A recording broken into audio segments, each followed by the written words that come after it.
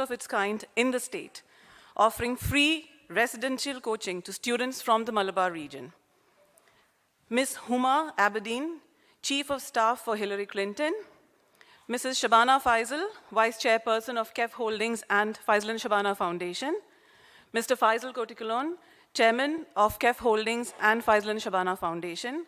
All are specially invited guests and Kriya team members. We have a short video which we are going to play so that you all get to know more about KEF Holdings. Please, on the screen.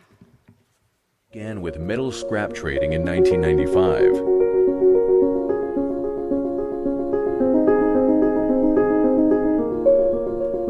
Soon after, Emirates Technocasting was established to manufacture specialized valves for the oil and gas industry. By 2007, we became a self-contained integrated technology center. The community center was built to focus on the welfare of our employees.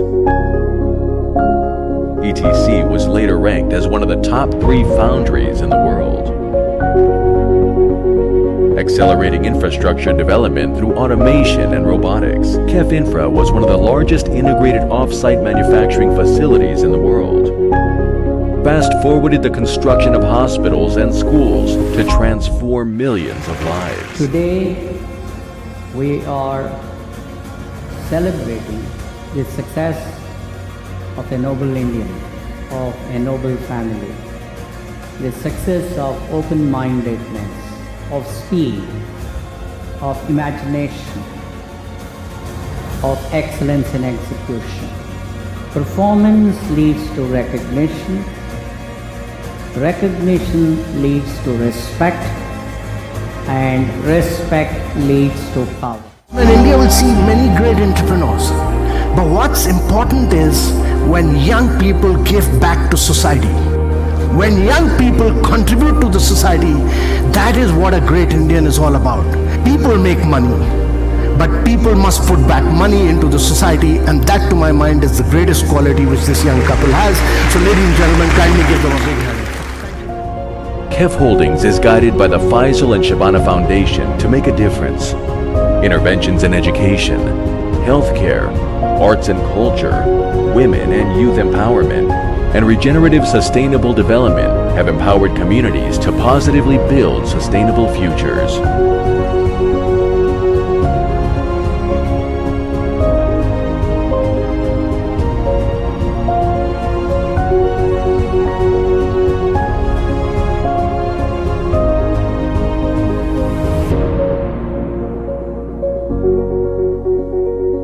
Maitra, a quaternary healthcare facility bringing unparalleled clinical care and patient experience in India at global standards. KEF Healthcare has redefined healthcare delivery from evidence-based clinical care to cutting-edge technologies and modular designs with Maitra Hospital.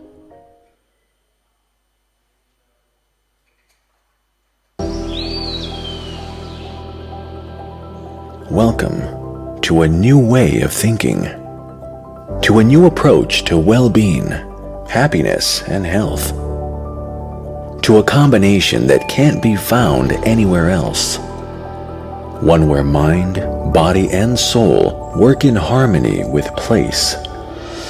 Hospital and hotel, resort and spa, retreat and rehabilitation, experiences and treatments, ideas and possibilities, unique, meaningful, and memorable.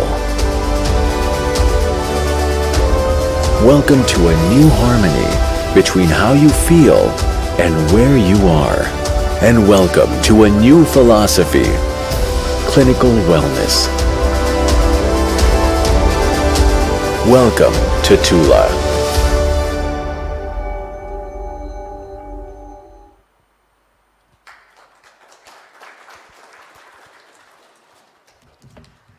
Good morning once again, everybody. You've seen the video of KEF Holdings. We'll just take you quickly through Faisal and Shabana Foundation and what we do at the foundation. As was shared at the video, whatever we do within KEF Holdings, all the energy, all the positivity we drive from the Faisal and Shabana Foundation, because Faisal and Shabana Foundation is the heart of whatever is done and KEF Holdings as such. Ladies and gentlemen, welcome once again to this grand day, a kickoff meet where budding young, 100 young people are going to be the future of India, making this nation more great than we always have been. Thank you very much for coming. So, as we said, quickly, basically KEF Holdings is talking about social impact. We disrupt things, but then when we disrupt, it's about creating positive social impact. And as I shared, the Faisal and Shabana Foundation is at the heart of all. This is the KEF wheel, and you see the foundation at the heart of it. Quickly, this is already seen, so I just quickly run through. This is the ETC business that we had begun, the KEF Infra intervention, Maitra, and the Tula Wellness, the video that you have just seen. Basically, the foundation began in 2007, more from giving back as welfare approach that we had, but then over a period of time, we have moved to needs-based and specific developmental initiatives. And over a period of time, 2.5 million people have been impacted, what we have done through a foundation. Education is a major pillar of what the foundation does. And as you've seen in the video also, the school that we have supported, rebuild, has become a model for not just this place in Kerala, but across the globe. And I'll tell you the domino effect towards the later part of it. We have an MIT-supported R&D center at the American University of Sharjah, the Sharjah University, Ajman University. All of these we have tie-ups of giving back. That's basically to help people learn for generations what we have actually learned from our trial and error R&D systems that we have at our businesses. This is the Nadakav school. As I mentioned, this has been replicated in 966 schools across the state alone and many more beyond. There's a video towards the end, so I won't talk more about the foundation because of the video itself will share a specific. Also just to note that, we were in 2015, one of the top 6 globally, and we were ranked as the businesses in the community of the Prince's responsible businesses. So we had, one of the top 6 there. Prince Charles's entity. It's a collaborative effort where all stakeholders are considered, and a detailed gap analysis was done by IIM Calicut, and on the basis of which the proposal was developed, and the impact has been studied also on how we've reached where we aspired to reach. And this is where the school was. I think some of the students at the back and some of us at the front might be able to relate to government schools, run down, and not just Nadakav, others also. But that's been, changed into where children start feeling. I mean, the most important part of what we have done is not the infrastructure, is not the ambience that has been created. It's basically the respect and the self-worth among the students. And what they today think like, okay, fine, I'm a person who can really make a difference in the life of others. And that actually is the impact that Faisal and Shabana Foundation has done through the Nadakav model. Just showing you a few before-after clips.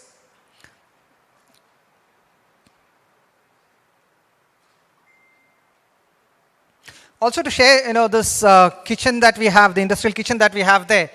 During the COVID times, we had continuous community food being distributed from the kitchen for 90 days trot. Almost 2,500 food packets would go at lunch and dinner time from this community kitchen. So whatever has been done through the foundation, not just impacts directly for the people who are there at that point of time, in this case students, but also is used as facilities for larger good of the community. The international impact, the global connects that we bring in. And today we have Ms. Huma with us, who's going to be talking to us. That is the continuum of what we have been doing. And I'm happy that she's going to be interacting with the students of Nadakav school today in the afternoon also.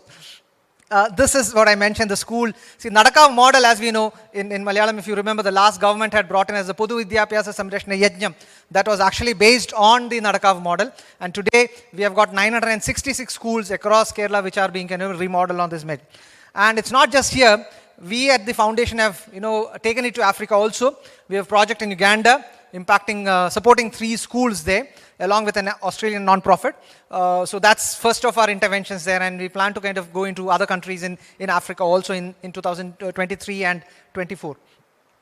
Health is another major area, as I mentioned. So several areas that we look, and primarily the support that we provide is more from a research perspective in trying to understand how we can make every dollar that is given give back more to communities. So it's not just a charity component of, supporting for maybe medical aid, which happens, but beyond that, it actually, creates several levels of research. And as we know, research is the backbone of change and community impact, social impact that we would want to really bring in.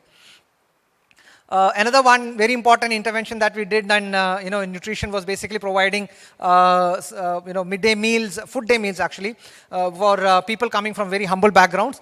Close to 180 million people have been, to date have eaten from these community kitchens, as we might say, where morning, afternoon and dinner can be had at almost like 40 cents, a day. The COVID times also we were covering, and we went into spaces where normally, of course, COVID was a time which was tough for everybody, but what we did was that we went to very hard to reach communities, which were like the nomads, the tribal communities where normal government systems would not be able to kind of, access to that, and the migrant population. So we were people who were traveling from, location to location. Those were the communities that we reached. We did it in 5 states: Rajasthan, Uttar Pradesh, Punjab, Madhya Pradesh, and then of course Tamil Nadu, apart from what we supported in Kerala. Kerala, of course, we did it through IMA, but all the other places we basically worked through community networks that we already have. The smart ICUs that we had, as I mentioned earlier, all business ventures that we have a direct social impact intervention. So during COVID times, we work with the government hospitals. As we know, Dr. Ali is here from Metra, very closely associated with the intervention that we did in supporting people, specifically for, ICU patients where critical care supervision is required. So we tied up with Cloud Physicians and an entity, and through them, we worked to reach out to the government hospitals. There's another case of your autism school that we have in Mahi. Research, it's on Mr. Faisal's mother's name. And here it's the best research center that you can have in autism, south of India. And we have 120 children directly reaching out for the services, and more than 180 kids come on a daily basis from, outpatient interventions. The very important aspect of what Faisal and Shabana Foundation does is that we look at theme-centered interaction, like health, education, different themes. But then we always look at a holistic. Mr. Najeeb, our MLA from Perinthalmanna, is doing something similar with commune. So there's a lot of learning that we can share with you, Mr. MLA. So Krishnagiri, Enugol Panchayat similarly had got 8 villages which we took up, and over a period of 5 years, we kind of converted that into a completely self-sustained on health, education, and specifically on water and sanitation, the very important component, because it was basically unfortunate, but the places we come from, apart from Kerala, we have open defecation as a common practice. And we have now a whole panchayat which is open defecation free, completely done. And the way we do it is, the process of how the foundation works out is that we create a model and then advocate with the government to kind of see that those models can be raised up, just like we did with Nadakav School. The basic thing is that we believe resources aren't what you call scarce. There is resources. It's basically leadership and will that is required, and that leadership and will and the proof of concept is what Faisal and Shabana Foundation brings out. So that once it is proven, people can, like we did in Nadakav School, what we have done with Enugol Panchayat, we have had Gates Foundation come and study the model, and they want now to replicate that in 3 different states of India. So that's the kind of replication, that impact that we are able to bring in. Different aspects there. The average income increased by 2.7x. 3,000 lives were impacted, and all areas of intervention we were able to kind of look at, whether it is agriculture, WASH, women empowerment, education, or skill development. This was also a community where child marriage was rampant, alcoholism was unfortunately very there, domestic violence was bad. So we used all different women empowerment, all aspects of intervention to kind of bring those changes where it matters most.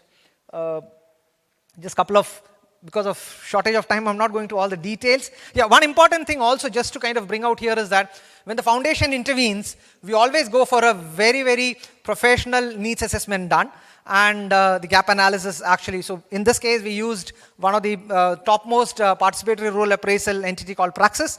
They're basically associated with the University of Sussex, and the team kind of did the intervention for us. And we do a post impact annually we do an impact, monitoring and evaluation. Annual evaluations are done, but we also do an impact evaluation at the end of it. So we're very happy now. It's done by just like Nadakav School.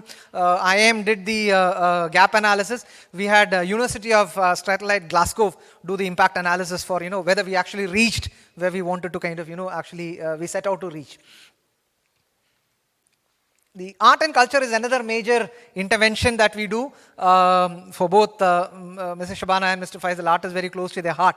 And the impact that we would want to really bring about is trying to revive dying arts. Specifically handlooms and, handicrafts, as we know, is one area where, because of the, what you call technology enhancements and mechanization is getting a little tough. Right now, we are working with a group of, 7 villages in Naba district in Punjab. It's called Fulkari art. Fulkari, stitching basically. So Fulkari is being supported. It's basically reviving. So we are getting an enterprise set up by 150, Fulkari skilled women there. These are photos from there. And finally, humanitarian assistance. So wherever, God forbid, but then we know that, these crises, man-made and natural disasters happen. So whenever they happen, Faisal and Shabana Foundation respond. Our aim is to do it within 24 hours, that we should be there to respond, first responders. At this point of time, we are able to do it in 48 hours. Our aim is to, by 2025, we should be able to have a system where within 24 hours, we'll be able to. So be it Kashmir, be it our own Kerala floods, 2018, 19 and 20, we were there to support. And I'll show you another video of how we've built a whole house completely, within prefabricated within just 11 hours. We also supported the solar. So climate change and taking care of our environment is also very close to our heart. So we support in alternative sources. As I mentioned, see, any intervention that we do, we closely relate with the community that we are working in. So we have got Chilambra Extensions Initiative now, which is the whole of not just Chilambra, but the whole, 7 panchayats that we have, 6 panchayats that we have here. Now, taking Mr. Najeeb's constituency also, we'll have much more there. So with the Civil Service Academy that we are doing. So important things that we are doing here is that we have a government fisheries college, which is the needs assessment is being done at this point of time. IIM Calicut again is supporting us for that initiative. So a transformation there. We're looking at an integrated holistic development. So in the 6 panchayats, there are 7 villages. So that we'll do the Enagol model that we have created. We'll be taking them. And the focus here would be, at this point, we have not got the gap analysis. Once we get the gap analysis, we'll fine tune and find out. But then at this point, from what we have understood, that's women empowerment, of course, natural and organic farming, skilling and market linkages. Also, this area, as we know, tourism is hugely possible. Specifically, Vallikund area is, as we know, specifically people from this area, Kadalundi and all, have a lot potential for tourism. So we'll be supporting that initiatives also. The key one that we have today is the Civil Service Academy. This is the structure that is coming up. It's almost done. We've got another 2 weeks to go before, August 1st, the kids are going to be there at this center. So it's all being made for all your, the whole lot of 100 kids who are today. So congratulations to all of you all. And we are at the Faisal and Shabana Foundation. We at Kriya are very happy and proud to be part of this. Thank you very much.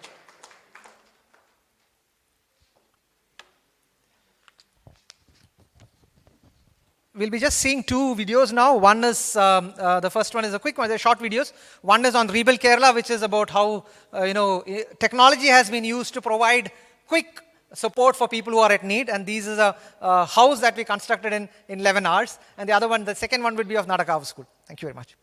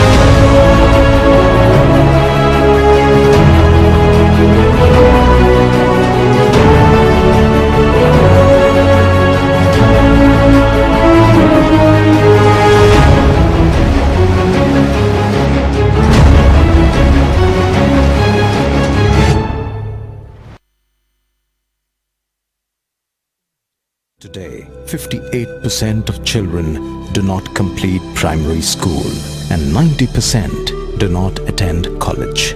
Of the children that do attend school, 90% of them go to government or government-aided schools. One of the greatest injustices is the sustained neglect of 1.2 million government schools. Joined GVHS for Girls Narakawa for my +1 education, and I'm here VHSC first year student. I want to build another house which satisfy all of our needs. Here we are having only 2 rooms, and in one room 4 of us, my mother, father, me and my sisters are doing, and another room my grandmother. I feel so proud to be a part of Student Police Cadet, and we serve the society through the traffic duties. This school focuses on the all-round development activities. This year I am participating in the sub-district level youth festival, and also I am writing the grade 5 examination of Trinity College of London. I love my school very much, and I wish that there were more schools like this. I need to stand in my own 2 feet and not get married yet. It's because I need not want to depend on my parents even after growing up, and also on my husband even after getting married. I want to be an IAS. My ambition is to be a psychologist. I want to become a police IPS officer. My ambition is to be a teacher. I feel privileged to teach here and talk about this institution. Earlier it wasn't the condition of this school, and the students also, everything has changed. In the part of a government sector, it's beyond our dream. All the parents, I think, this locality and from faraway place, they are selecting this school. PRISM is conceived as a very big transformational model for the schools. We know that a large number of Indian students study in government schools. But if really India has to go ahead and make real mark in the global scenario, it's important that our school education has to be radically transformed.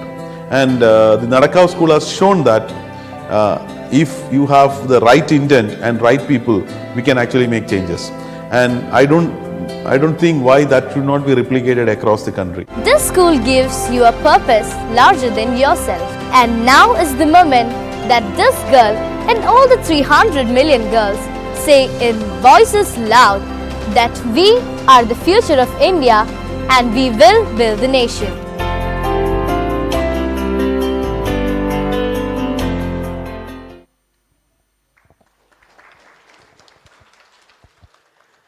I invite Mr. Najeeb MLA to address the gathering, please.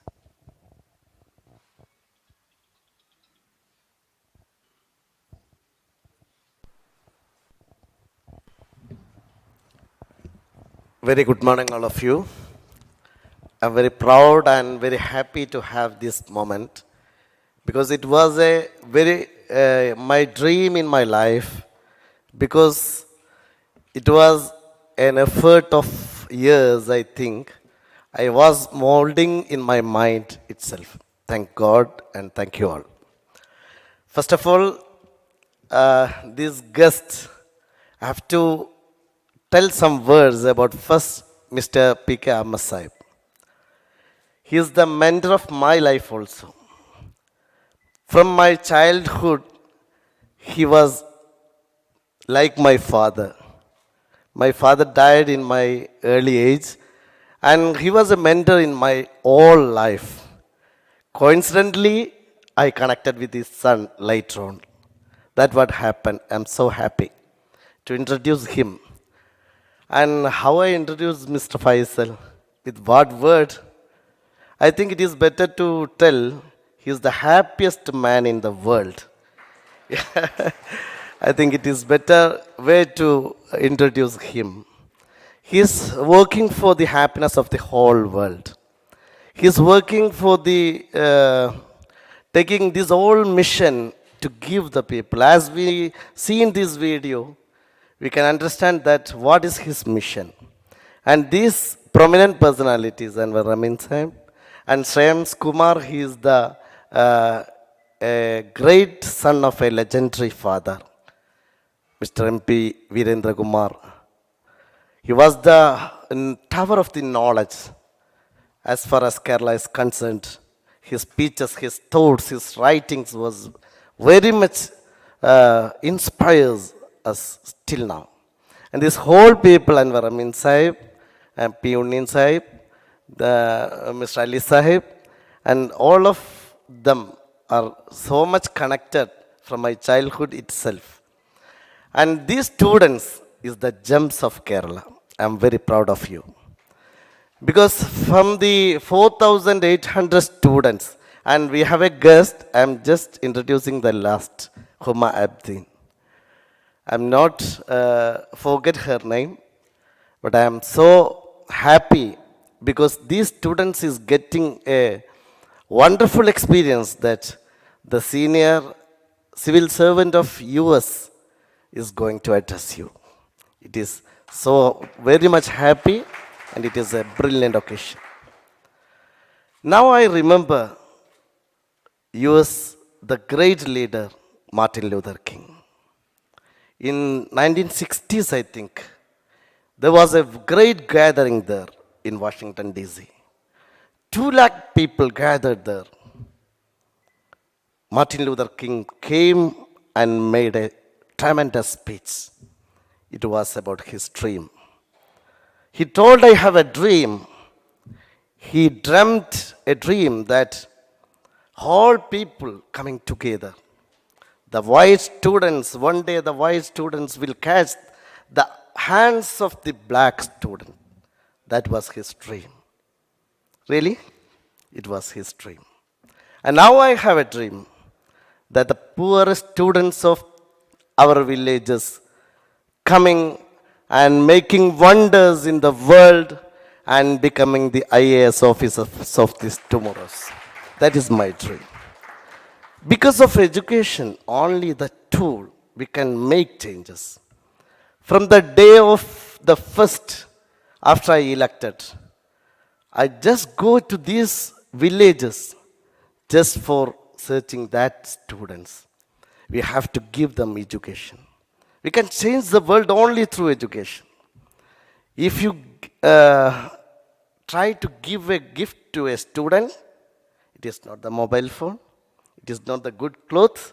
It is only education. We have to gift the student. It will be marvelous forever. So, these students, I am very happy to see you all. I never saw a single one of them because we have a policy that we will not enter, we will not, any side, we will not enter in this whole process of their selection. It was purely done by 11 IAS officers. I am proudly say you that. It is only your merit that gifted you this chance to come and gather here. So it is only your merit. We respect you all. We respect you all. Tomorrow a day will come and you will rule the country of our great nation. You know, first, it is our father of our nation, Gandhiji.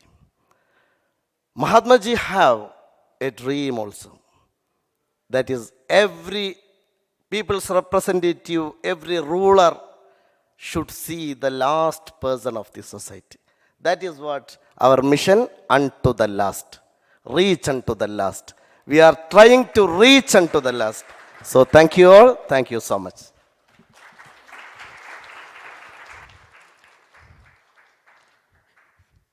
Thank you, Mr. MLA. I now call Mr. Faisal to address the gathering.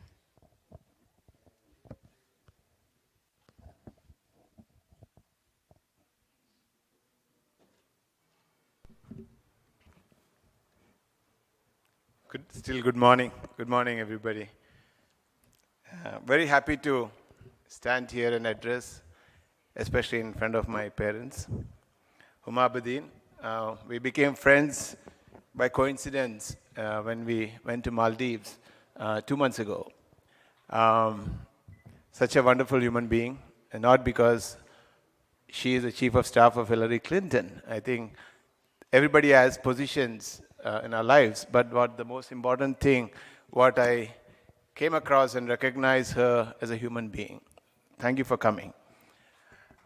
Najeeb MLA you really shocked me with your speech. Wonderful. I think he needs a big applause for that, because it came from bottom of his heart. And I never knew Najeeb till I think 4 or 5 months ago. He was trying desperately to get an appointment with me. Normally, I avoid going into the public because I do my job.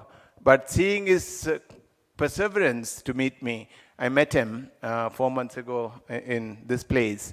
And I asked him, what is the agenda? So he said, I have this 10 projects called Kriya. I wanted to empower the people, the students from the bottom of our pyramid. And I need your help. I need your advice. And I asked him one simple question. How does your day look like? So he told me, Faisal, I have not even a space for one suji gutan samyamilla. Even a nail to hammer, I don't have a time. I'm such busy political man.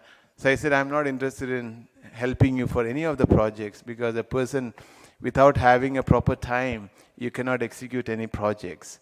So, but what surprised me after that was, he said, tell me, what should I do? So I said, unless and until we have self-discipline and a focus, we can't achieve anything in life. And I told him, if you can wake up 5 in the morning and sleep early every day for 21 days, because I don't know how many people have read Robin Sharma's book, 21-Day Rule, because any new habit to develop, you need 21 days. And I'm surprised, every day Najeeb used to send me a picture at 5 in the morning. It really, he's a man of a lot of surprises. He's so committed and focused. And I think this is what the leadership is all about. You need to have a clear focus, what we wanted to do in our life, and everything will happen by itself. And don't look at the success. What you look at it is, what you wanted to aim for, and you keep working, and it's up to the God whether to have it or not, and it'll happen, and that's been my career. I had these wonderful parents who raised all of us, and I always said to myself, I wanted to be like my father, because he worked so hard for all of us. So I think the few advice I wanted to give to this 100 students is, you should have a dream, and that dream should be very big. Don't stop with the small dream, and you go for it. Correct? For that, you need to develop discipline. Self-discipline is everything. You need to have a clear discipline in your life. Every day you do it, you will start loving it. I've been waking up 4:45 in the morning for the last 30 years. Wherever in the world I am, I do that.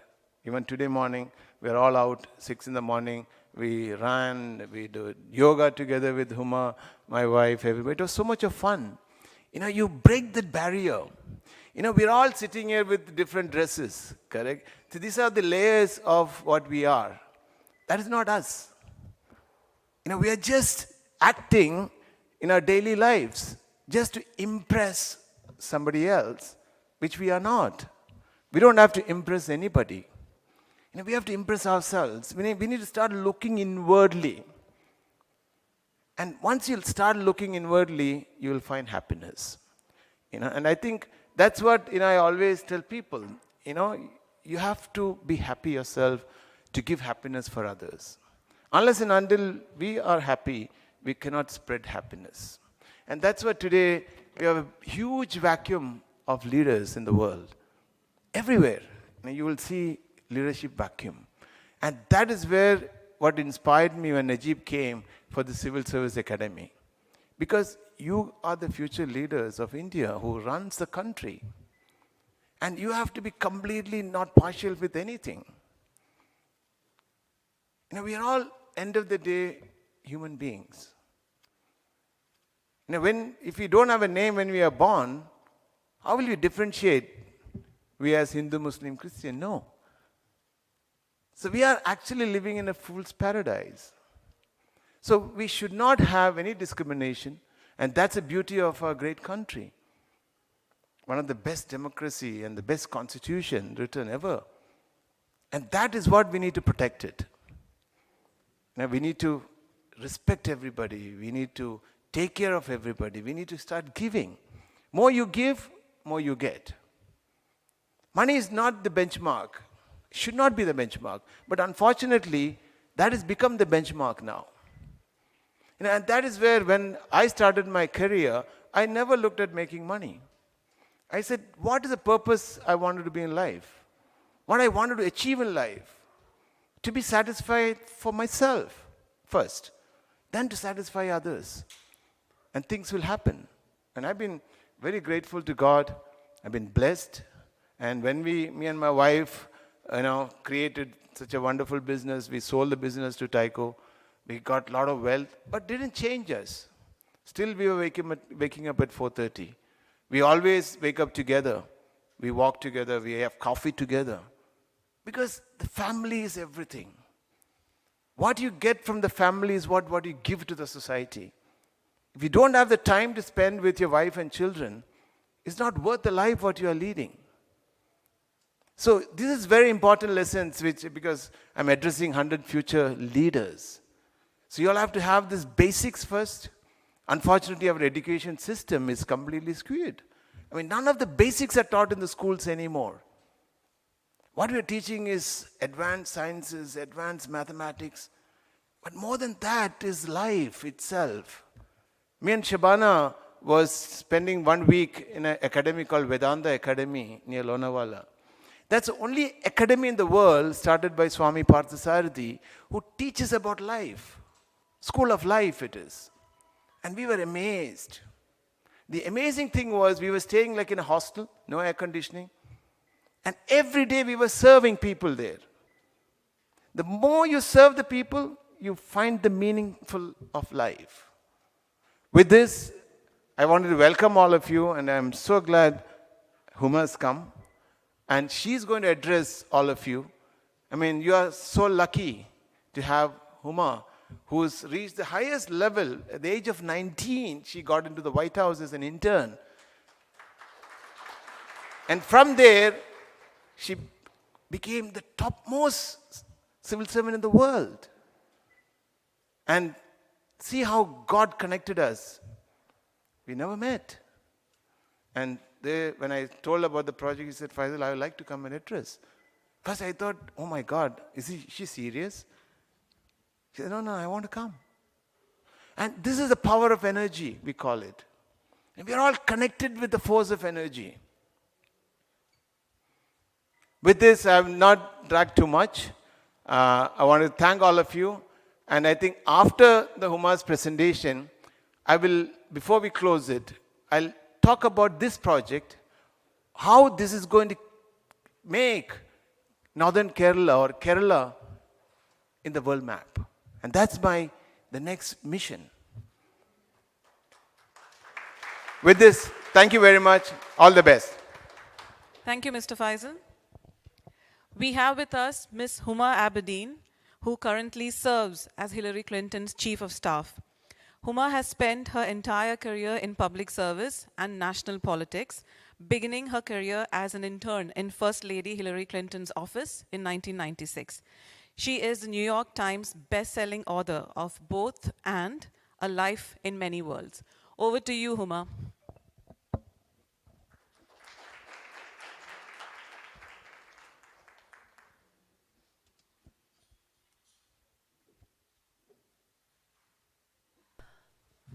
Good morning, everybody. Or namaste. Assalamu alaikum.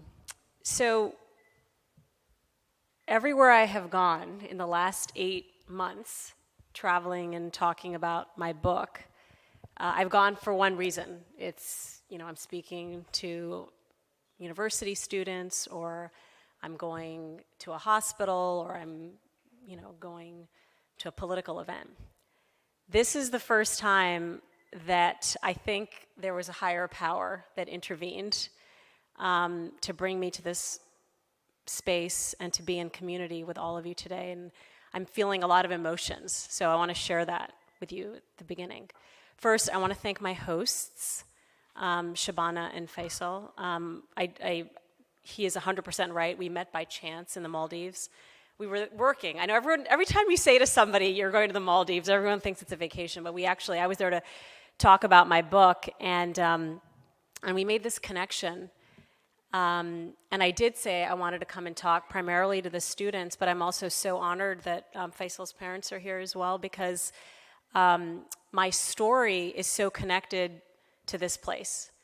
And I will tell you why, because I'm not going to assume, especially the young people, know who I am. I open my memoir with a story of my grandmother when she was 8 years old and living in Hyderabad over 100 years ago. She decided one day that she wanted to go to school. All of her brothers were going to school and her cousins were going to school, and she was not allowed to go to school. Her family lived in Parda. And so whatever education she got was in the home. And she said no. She demanded to be sent to school.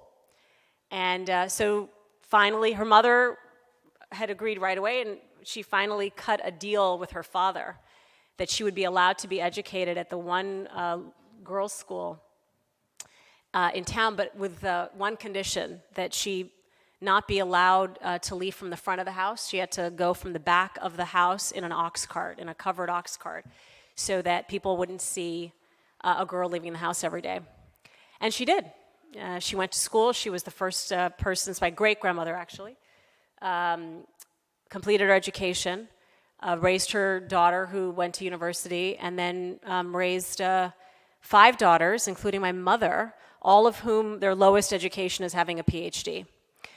And I often think when I imagine my life, where I would be or what I would have accomplished if it hadn't been for that 8-year-old girl who decided she wanted to be educated, who came from a place not far away from here.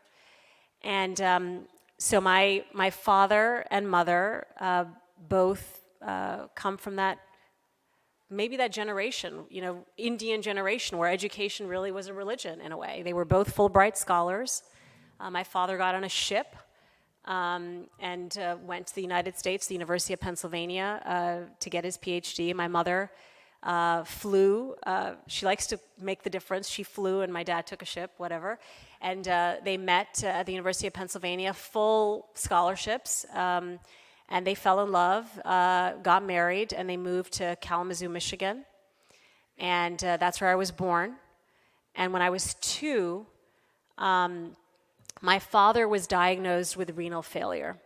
And the doctor in Michigan told him, you have 5 to 10 years. This was 1977, so organ transplants in the United States were not a common thing. And so he said, you have 5 to 10 years. You should get your affairs in order. And one of the first lines I wrote in my book when I sat to write this book was, my father was told he was dying. And so he went out and he lived. And a few months later, we moved to Saudi Arabia. Both my parents were professors. I went to an international school. I grew up in Saudi Arabia. I went to an international school. I had the best education, and I really credit that. And by the way, the best teachers in our school, I was saying to Shabana, were all from Kerala. Biology, chemistry, you wanted math, you wanted to be in their class. And my parents raised me to believe that I could be anything I wanted to be, even on days I wasn't sure I could, even on days I didn't even know what I wanted to do. And so I went to the United States for university, to George Washington University. And when I was 19, I did apply for an internship in the White House. And Hillary Clinton was First Lady, Bill Clinton was president at the time, and back then in the 1990s, many of you are not old enough to remember, but those of us who are older will remember. Back then, America was arguably the sole superpower in the world. We were actively championing women's rights as human rights around the world through Hillary Clinton and peace talks in the Middle East and in Ireland, Northern Ireland. It was a very exciting time. United States Senate, the First Lady to ever, become Secretary of State, and then obviously run for President of the United States. And I would argue, actually, in some ways, more people voted for her than voted for her opponent. But I had the most phenomenal professional experience, and in part, it's because I was able to serve my country. And so for those of you who think you one day might become civil servants, and I know it's not an easy path, I would encourage you to do so, because for most of my life, I was always the youngest in the room. I was also the only brown person in the room. I worked in a big white building, and nobody looked like me. Nobody was fasting when I was fasting. Nobody was praying when I was praying. And nobody really knew anything about the Middle East, another connection that we have, this sort of the Gulf, that deep connection to the Gulf. And so to be different then was something I carried with great pride. We talk about this very often, and that's why just looking at the structure of the school makes me very emotional, because you're right. Talent is universal, but opportunity is not. And what the leadership, most of whom spoke earlier this morning before me, you guys are like Hillary. You have been successful, and you could retire and just go off and spend your life at spas and do nothing, really. I say that to my boss all the time, but you don't.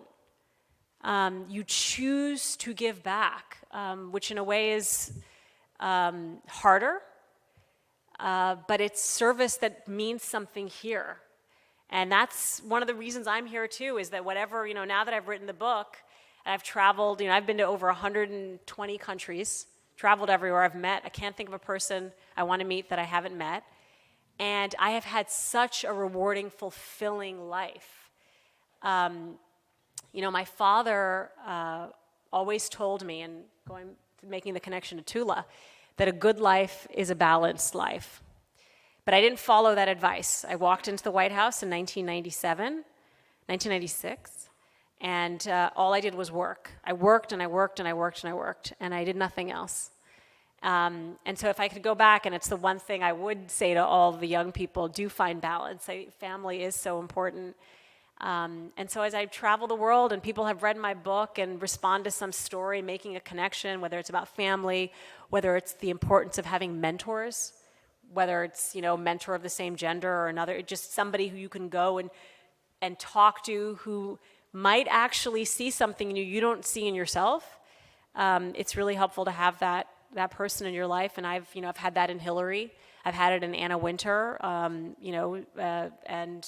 I'm lucky for both of those relationships. And I obviously, first and foremost, have it from my parents. My father did get a kidney transplant. He did. The doctor was right. His kidney failed exactly 10 years, almost to the day. He was diagnosed, and he managed to get a transplant, and he had 7 additional years with us. And that was a gift. And the way we woke up every single day, and we also had to do sun salutations, by the way, every morning.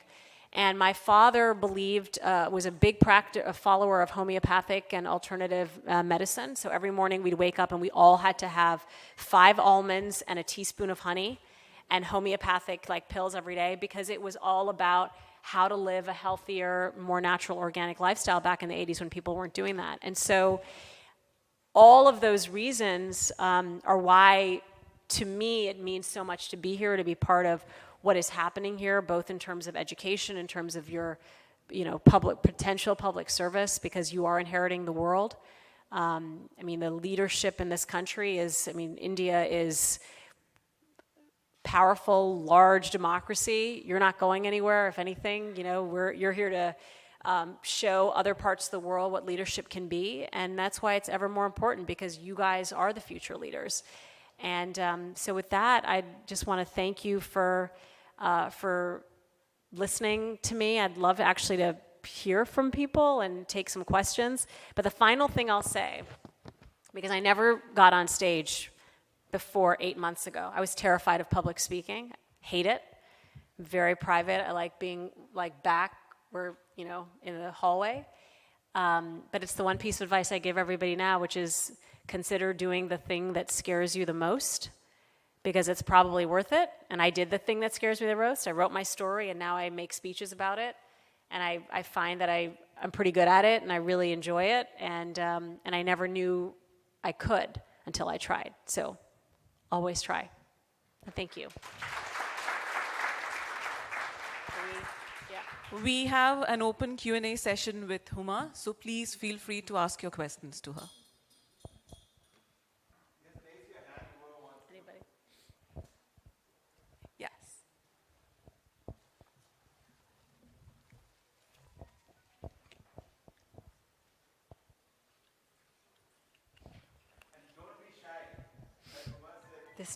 This doesn't look like a shy crowd. Ma'am, I am Krishna Priya, so happy to meet you.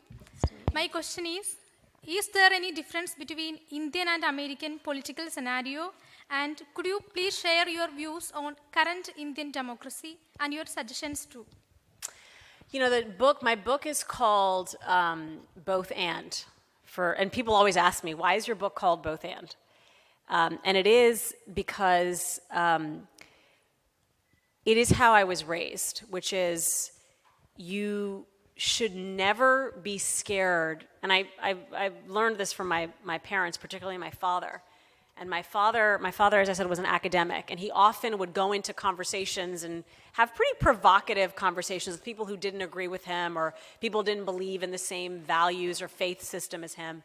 And so his friends would say to him, his name was Zane, and they would say, Zane, why do you always go have these conversations where even angels fear to tread?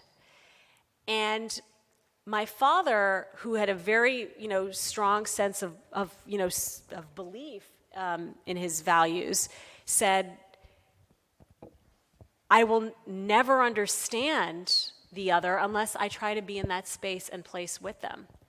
And so I'm not, when I travel around the country, I'm a Democrat, and I speak with Republicans, people from the other political party. I never believe that I'm going to walk out of the room and they're going to agree with everything that I say. But at least if they're willing to listen and I'm willing to listen to them, maybe we can compromise. And that is how I was raised. I was raised in what I call the Clinton School of Politics, which is how do we solve a problem? If, two sides can't agree on everything, how do you solve a problem? How do you get to a place where there's compromise? And to answer your question, we don't really live in a both-and world anymore. We live increasingly in an either-or world, certainly in my country, and in many countries around the world, where it is very extreme views that are constantly coming opposite each other. And whether we can be successful in moving forward a democracy, I don't know. I mean, it's been a very unsettling time in my country. The last administration, I know certainly, people think it did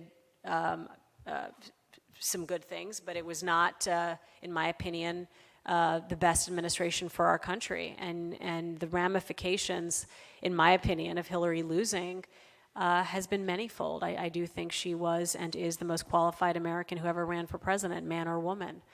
And she would have done an amazing job. But until we find our way back to that place where we're not yelling and screaming at each other and refusing to listen, we have some real problems. And that is why I come back to, I tell this story. I don't know if many of you are familiar with a young woman who's now a very senior senator. Her name is Kirsten Gillibrand. She serves in the United States Senate. We have 100 senators serving in the Senate. And she tells the story of being a young lawyer in New York. She was a very successful and private practice lawyer. And she went to an event in New York, and she's standing in the back of the room, and she sees Hillary Clinton up there speaking.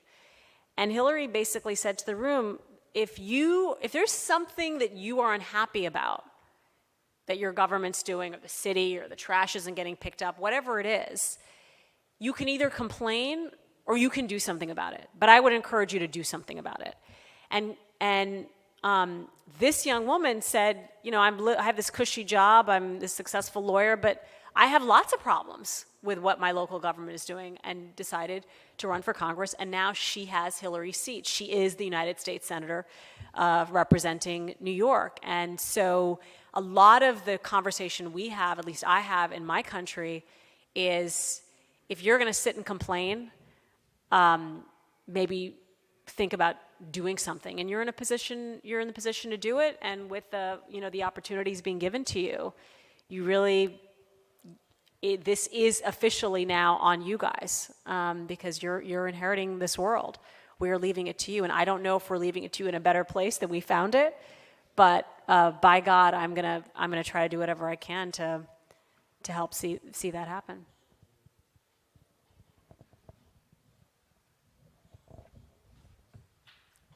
Good morning, ma'am. Myself, Aisha Sana. So I was just wondering, I was just curious hearing all your success story, whether you think the area of politics is a male-dominant one. What's your opinion? And one more, it's not over. Even if it is or it is not, is there any particular challenge that you have faced that you would like to share with us? Any political, sorry? Any challenges, particular challenges? Oh, political challenges. Yeah. Well, we lost. Those were definitely challenges. That's the thing about elections, you win or lose. Well, there's a whole chapter in my book about sexism in politics and misogyny in politics. And in fact, when Hillary was running for president, we had research that showed that it's easier for women to run for bodies that are collaborative. So for assembly or for city council, where you're amongst your peers. But it was much harder for women to succeed in politics when it's an executive position. So to be mayor, to be governor, to be president. And in part, it's because most men, and frankly many women, it's hard for us to see women as leaders. We don't, whether it's conscious or subconscious, we just don't see them as leaders, and we had a really hard time during the campaign. I have so many funny stories in my book, and one of the stories I share is when Hillary was running in 2016, people would call us all the time and say, oh my God, why does she always wear black? She needs to wear color. That's more appealing. Like, okay, put her in color. And somebody would call and say, why doesn't she wear long dresses? She needs to wear more long dresses. I don't like her in short jackets. I mean, everyone had a different opinion, right? And it was, why is her voice so, loud? I feel like she's yelling at me every time she gives a speech. And in part, at least for Hillary, she was the first, so again, if we go back to how I started, which is if everything in life happens for a reason, and she did lose, what's the silver lining? It is that we had not seen what it was like for a woman to break all these barriers, and she'd been doing it for so long. We just assumed all of these things. I mean, look at Kamala Harris, our vice president, is dealing with all kinds of very similar sorts of criticism, that she's not well-versed on a certain topic, and dismissing her very worthy credentials. So it's hard, but you could also argue it's harder for women in business. It's harder for women generally in leadership positions, and that's why the only way forward, in my opinion, is the next generation. I have a 10-year-old son, and I am raising my son to not just respect women, but not to fear their power. And I think that's a big part of the lesson going forward. It's on those of us who are parents.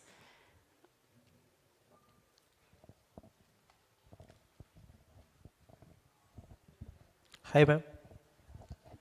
Actually, I was very shocked and surprised to see an eminent person like you. Also, I heard that you are like a US American. Okay, my question is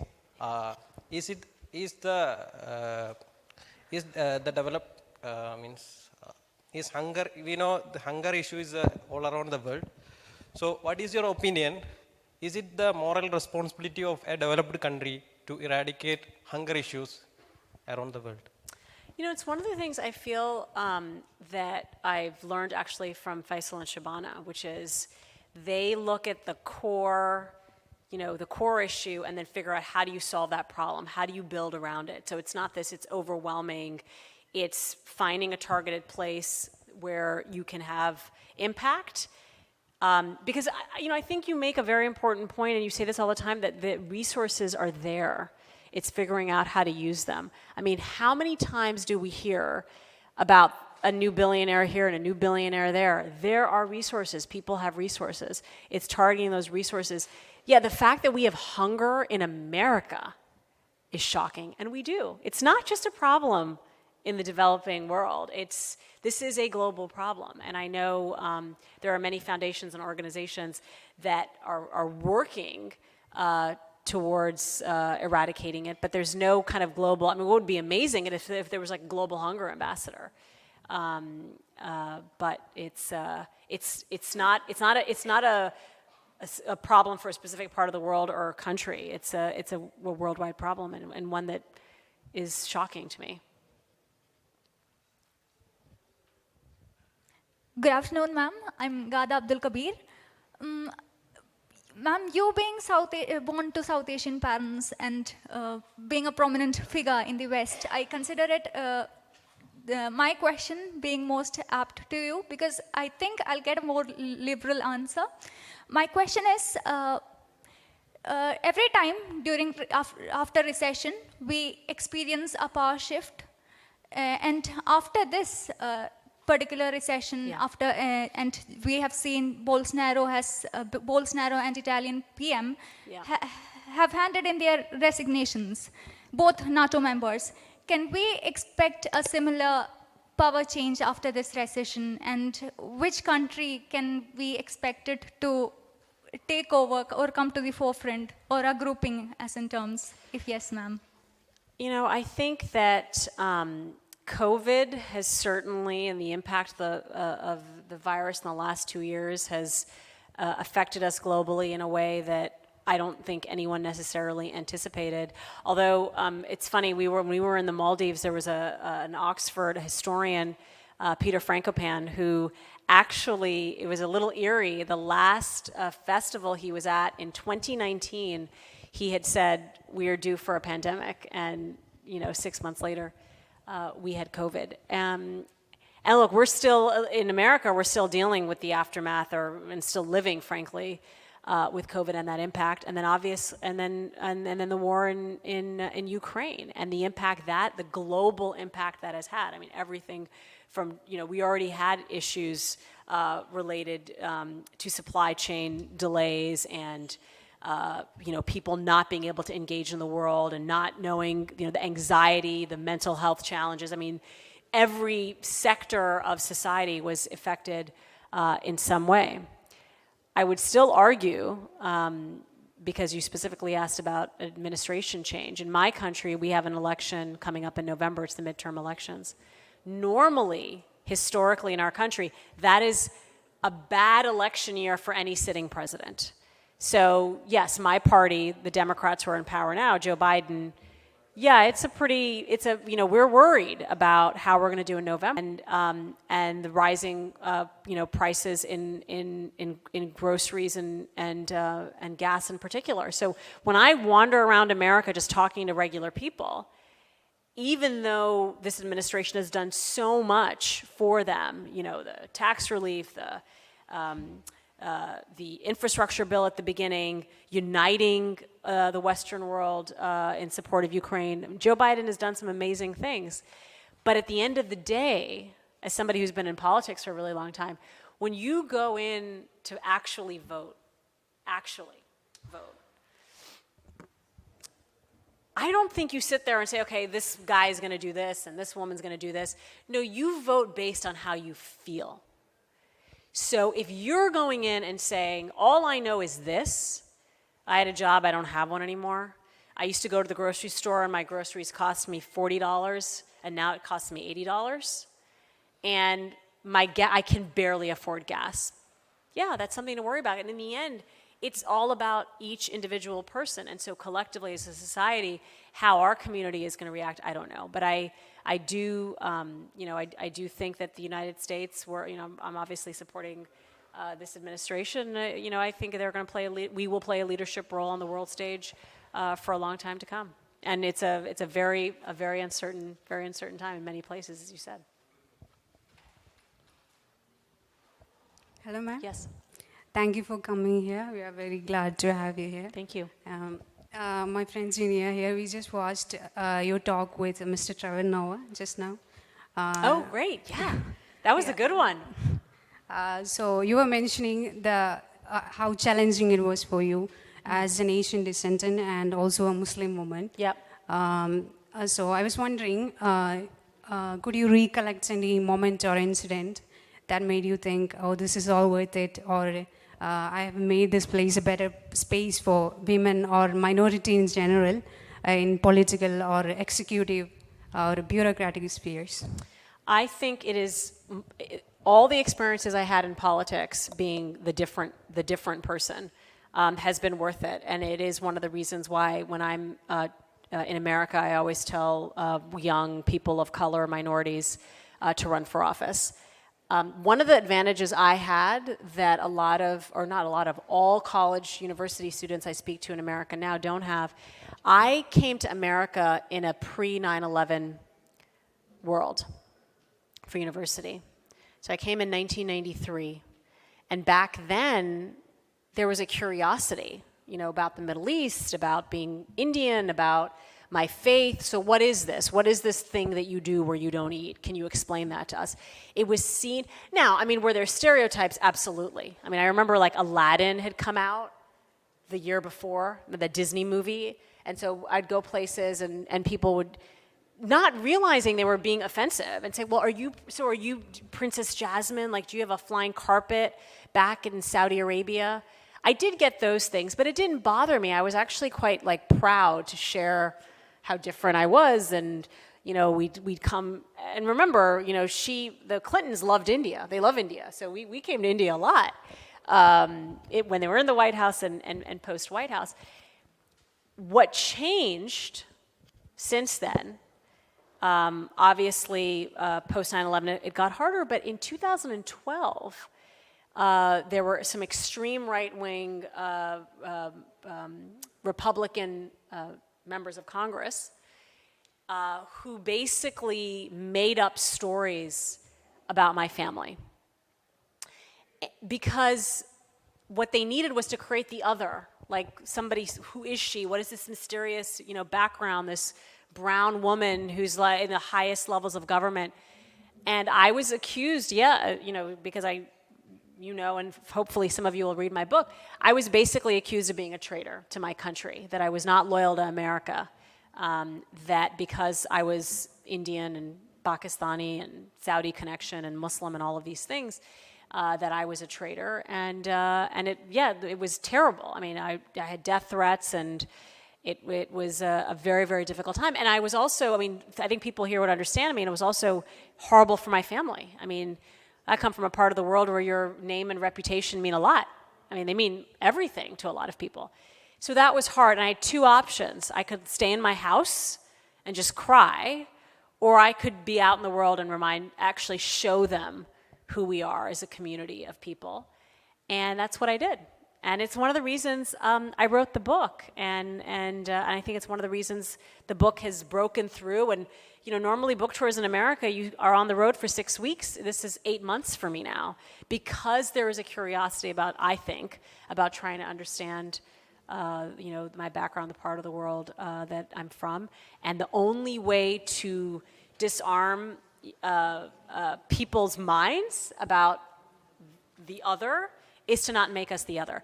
I don't know if this is relevant here, but I tell this to my American friends all the time. When you watch a show on Netflix or Disney or anything, and you see a family going into a church, a Caucasian family going into church, you say, oh, this is so wonderful. They're, such a faith-loving, faithful family. You see you're anywhere in the Middle East, or you see a family going into a mosque, and the immediate thing in your head, consciously or subconsciously, is something's about to get blown up. And that says something about our consciousness and our subconsciousness, and how we work to change that is by just making things normal. So that's what I'm trying to do with my book. Thanks for watching, Trevor Noah. Thank you. Thank you so much, Huma. No men have been allowed to ask questions. Or no men have chosen to ask questions, We'll take one more last question. Yeah, let's take this gentleman right there. Right there. Oh, no, he asked a question. Sorry. Ma'am, myself, Mikdam. It's just of curiosity. Yeah. you have been working in the White House in the 90s. Yes. So I think you might be able to answer this question. I hope so. Yeah. So we can see that United States being the spokesperson of human rights and intervening in Middle Eastern regions usually. So since you have been there in the White House in the 90s, which has been a lot more problems created, the crisis happened in the Middle East region. What do you have to say about that? In their political systems and their democracies and how they run their governments. So is the United Kingdom, by the way, as we all know very well. Anybody who's from India has realized, but yes. I was there in the Senate the day that Hillary Clinton had to make the vote to support George W. Bush, who wanted to be given power to go in to Iraq and Afghanistan and start two wars that I believe were a mistake. And here we are. I have to, when I go to America, most people know my story, but when I'm here, I'm assuming most people don't. And when Hillary was in the Senate, we visited Afghanistan a lot. We made a lot of connections, relationships there.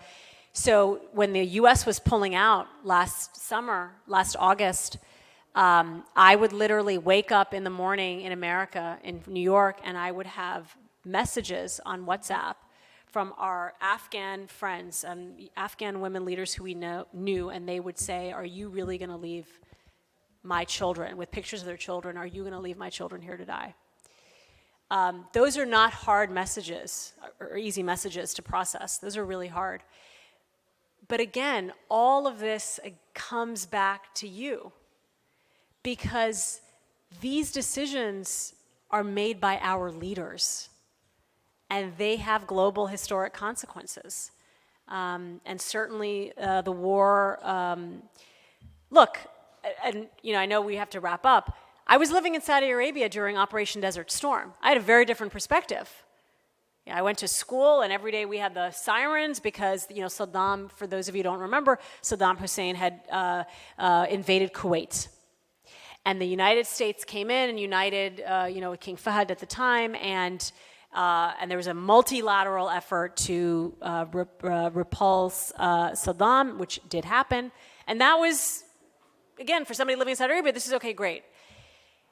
Again, it's all perspective and it's leadership, and some of these decisions can be catastrophic, and some decisions are amazing, and it all comes down to who we elect. And that's why I believe the Democrats generally make better decisions than Republicans, but that's an opinion.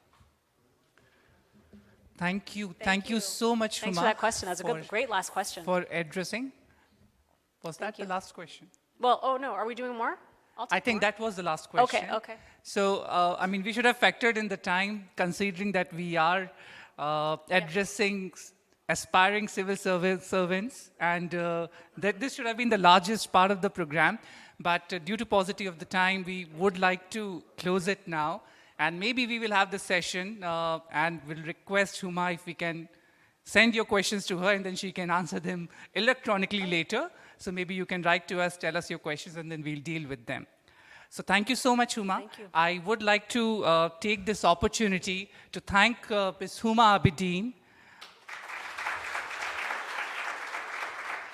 MLA Najeeb, Mr. Faisal, Ms. Shabana, Mr. Faisal's parents, Mr. Rafiq, Mr. Runeen, everyone who's been contributing towards making this vision successful. And I would just say that what better way to contribute to the community than letting the young minds find a path to make an impact to the society. And that's what this vision is all about. Thank you very much. And I would like to invite all of you for a group picture, and then post that we can all proceed for lunch. We have two options. One, we can have it here or just outside the building. Here is better. So I would like to invite all of you for a group photograph. Thank you, everyone. Thank you for